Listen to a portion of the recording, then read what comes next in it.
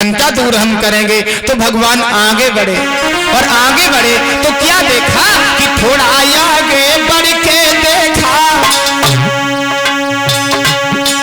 बिहारी उजाड़ निर्जन बन है, पशु पक्षी नजर न आते थे, सावन भी जहां भयानक है।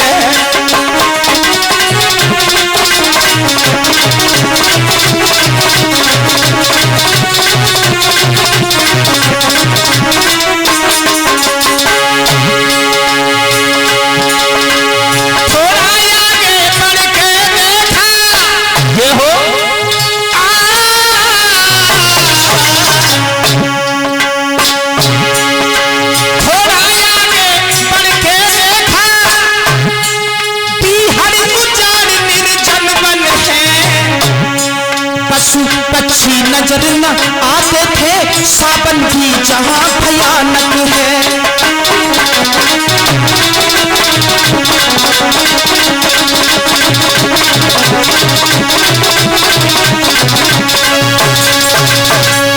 ऋषि नारद के साथ में भगवान आगे बढ़े। भगवान के आंखों में लोह के कतरे निकल रहे हैं। नारद, तुम मेरी लीलाओं में शंका कर रहे हो? तुम मेरी बात नहीं मान रहे हो? भगवान ने माया के द्वारा एक सुंदर से सरोवर का निर्माण कर दिया। जय हो।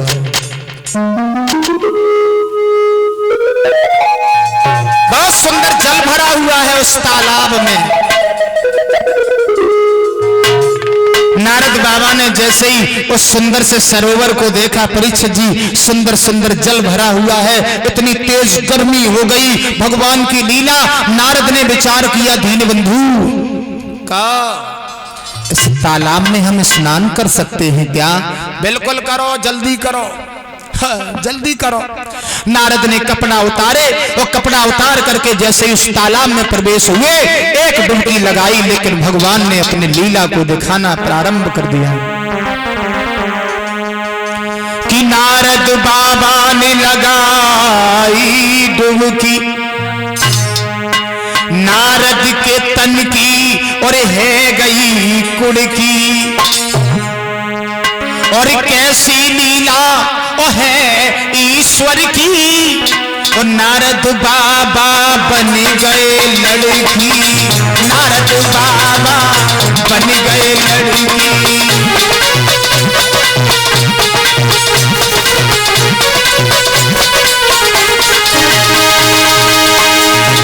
लाला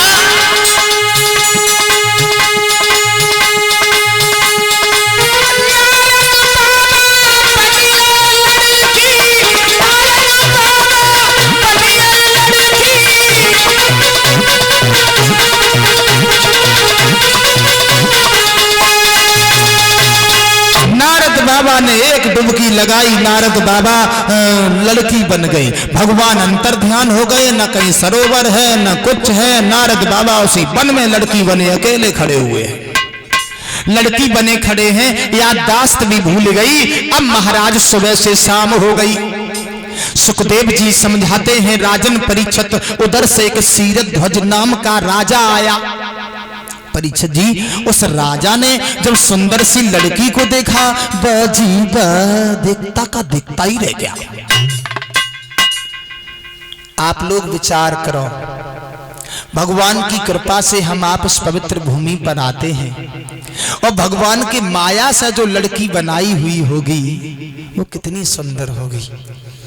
उस राजा ने जब लड़की को देखा तो देखता का देखता ही रह गया।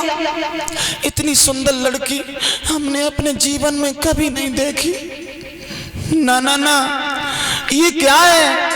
देखता का देखता ही रह गया।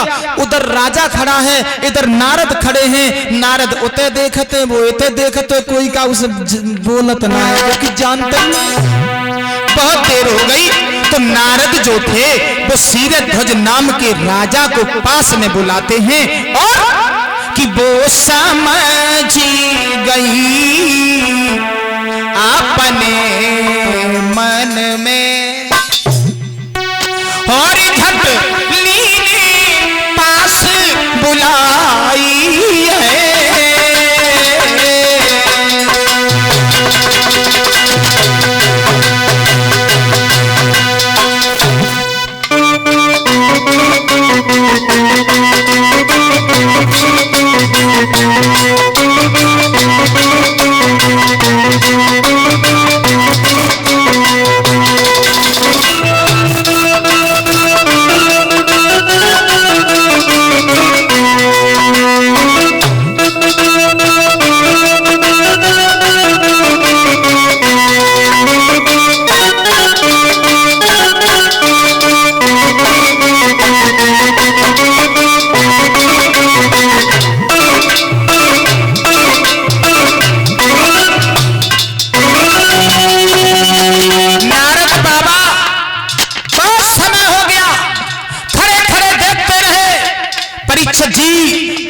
हुआ क्या?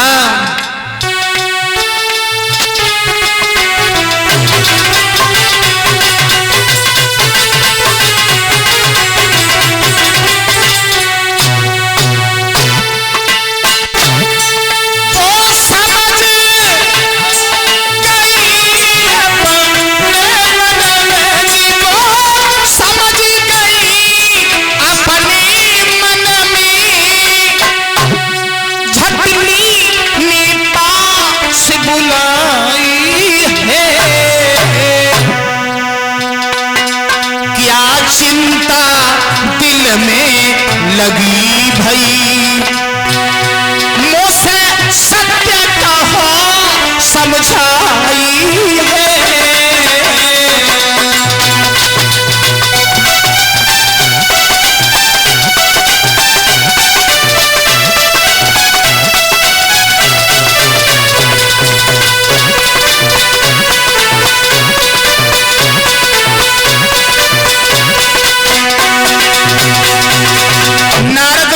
उस राजा को पास में बुलाया, इधर आइए, पास में आइए, आप बड़े उदास खड़े हो, क्या बात है? तो उस राजा ने कहा, सुनो,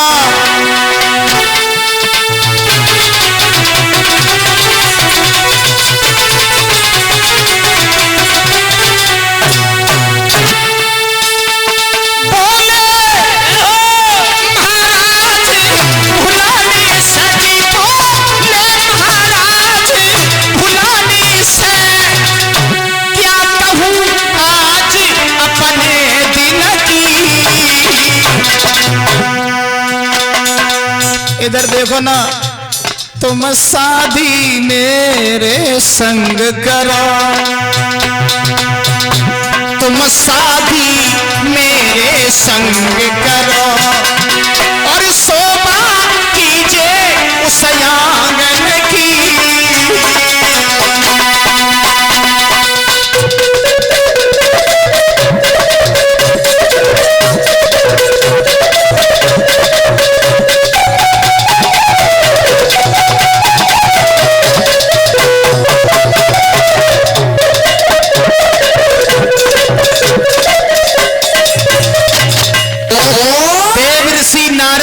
से उस राजा ने कहा, देवी तुम कहां की रहने वाली हो? नारद बोले, मुझे पता ही नहीं है मैं कहां की रहने वाली हूं। तुम्हारे पिता का नाम क्या है? बोले, मुझे ये भी मालूम नहीं है कौन से हमारे पिता हैं और कहां से मैं आई हूं। राजा ने कहा, तुम देखने में तो बहुत सुंदर लगती हो, तुम मेरे साथ विवाह कर लीजिए। मौकी और क्या देख रही हो, शादी कर लो, मैं तुम्हारे बगैर जी नहीं पाऊंगा। नारद ने विचार किया, हम भी कहां जाए, हमारा कोई ठौर नहीं, नहीं कोई और ना है, चलो शादी तो करनी है। गंधर्व विवाह हुआ उसी वन में, और जब गंधर्व विवाह हुआ परीक्षित जी, उस शीरध्वज नाम के राजा ने नारद को रथ में बैठाला, अपने धाम को ले गया। और जब अपने धाम को ले गया परीक्षित जी, तो कवियों की कल्पना तो ये है कि भगवान ने नारद की याद तब तक ना करी, कब तक? जितने बच्चा सुअरिया के हते उतने ही बच्चा नारद के पैदा भाई। दीन बंधु भगवान तुम्हारी लीला ही निराली है। भगवान ने विचार किया है कि चलो अब चलना चाहिए नारद के पास में, अब पता चल जाएगा कि बच्चे प्यारे होते हैं या नहीं होते हैं। महात्मा बन गए दीन बंधु, और महात्मा बनकर के भगवान आज नारद के दरबार में जाकर के प्रकट हो गए। आवाज लगाने लगे, माताम भिक्षाम देहि। देव ऋषि नारद विचार करते हैं, दरबार में कोई महात्मा आए हैं दरवाजे पर, चलो उनका सम्मान करना ये हमारा धर्म है। परीक्षित जी एक बात और याद रखना, अगर हमारे आपके दरबार में कोई साधु संत महात्मा आता है तो उनका सम्मान करना हमारा धर्म है, क्योंकि संत रहीमदास जी कहते हैं, रहीमन बेनर मर चुके जो घर घर मांगन जाए। रहमन बेनर मर चुके जो घर घर मांगन, और उनसे पहले बेमरे जिनके मुंह से निकसे नाच।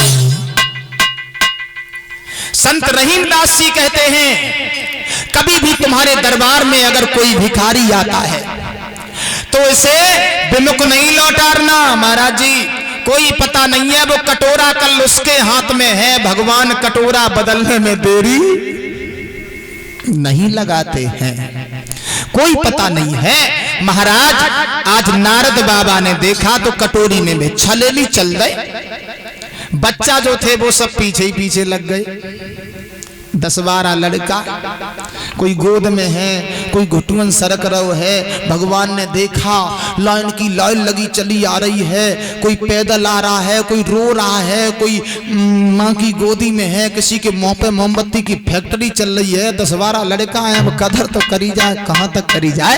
महाराज, भगवान के पास में जब आए हैं नारद, बोले महात्मा जी कहिए, लीजिए भिक्षा, मैं आपके लिए भिक्षा लेके आई हूं।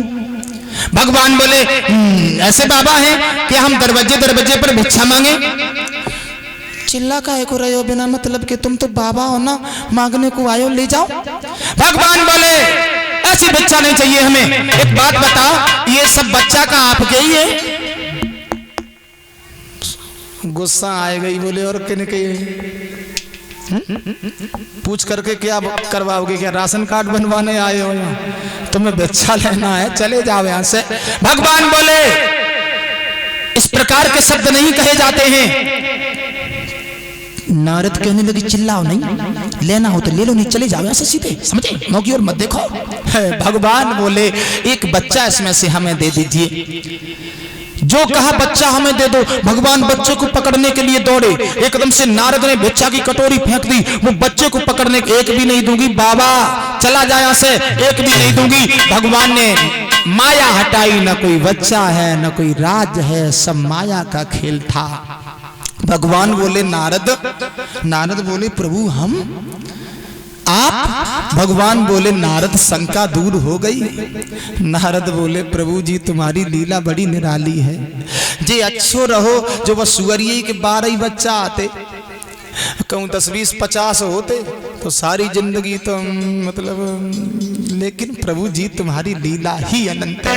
गोस्वामी जी कहते हैं कि हरि अनंत हरि कथा अनंता,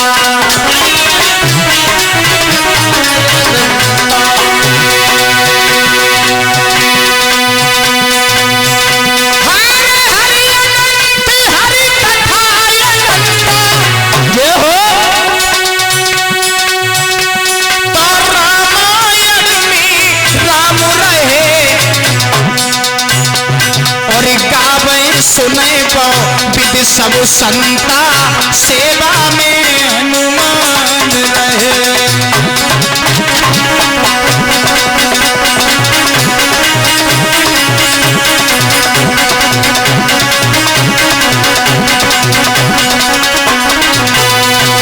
गोस्वामी तुलसीदास जी कहते हैं हरि अनंत हरि कथा अनंत, गावहे सुनहे बहु विधि सब संता। बोलिए सच्चे दरबार की।